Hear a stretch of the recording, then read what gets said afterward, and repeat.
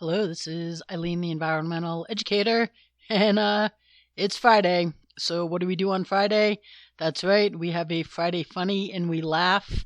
And like most our Friday funnies, this one is a what? Right here. I'm sorry, what? Yeah, people will just, it's amazing. But the Park Service, again, is out encouraging interesting things, let's say. So they're telling people here to hike in groups because bears like to have options.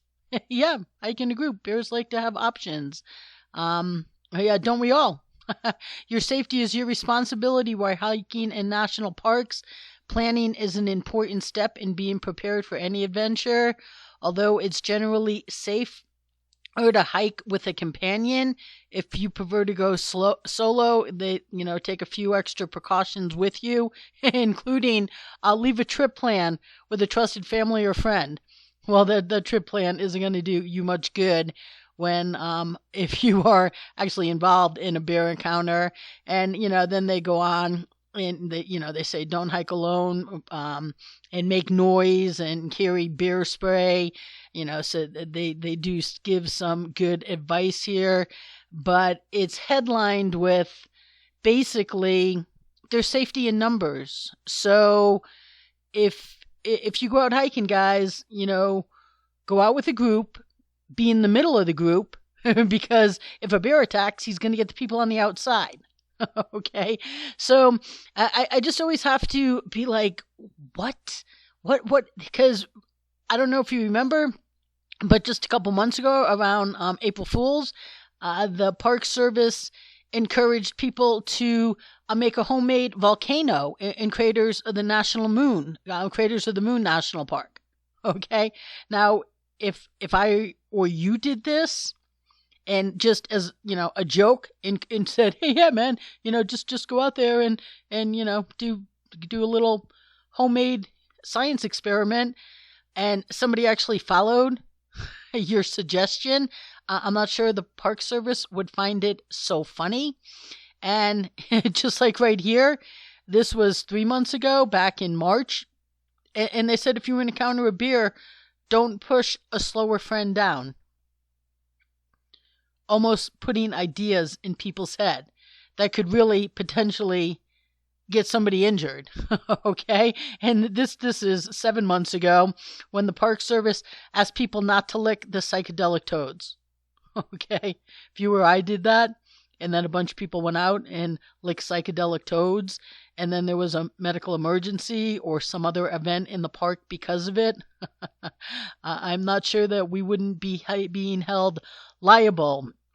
But here, the Park Service is now encouraging people to give the bear options. And, maybe they should not just even say that when you go to parks, but in Florida, there was a bear spotted swimming into a beach in Destin, Florida, and this was covered a bunch of places. It walked out onto a crowded beach. Is the CNN here? Here's Fox, and it shocked beachgoers. Yeah, I would imagine that it did. And they said that the bear swam from way out in the ocean. And so the witnesses here, they said that a bear just swam from way out in the ocean to shore in Destin. And they said that the beachgoers, when the animal was out in the water, they first thought it was a dog until it came up onto shore, and then the bear ran into the sand dunes, and they said that they thought most people were shocked instead of being scared. But right here, this Fox article shows pictures. Now, here's the bear behind that. Let's see if we can... Okay, that's just a picture. But it's down here a little bit. There's the bear.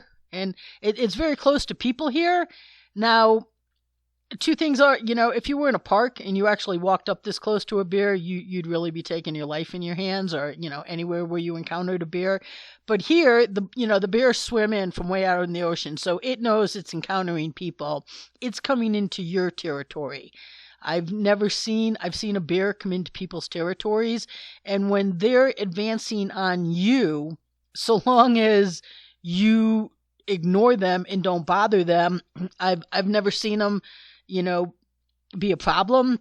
They really don't like it when you start advancing on them.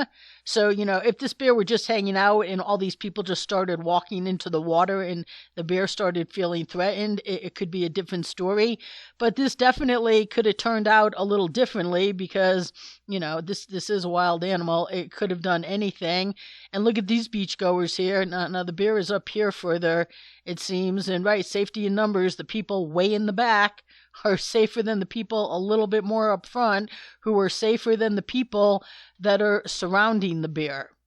So, these people here definitely have that safety in numbers that the Park Service was talking about. But, that